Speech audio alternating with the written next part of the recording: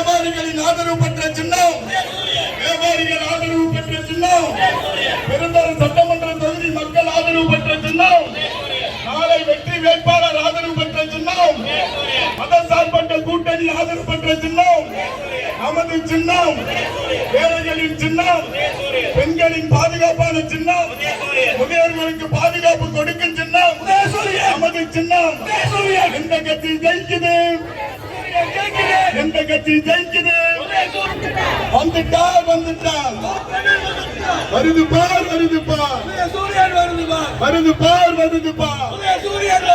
நமது சின்னம், நமது சின்னம், நமது சின்னம், வெற்றியின் சின்னம், வெற்றியின் சின்னம், நாளை வாக்களிக்க வேண்டிய சின்னம்.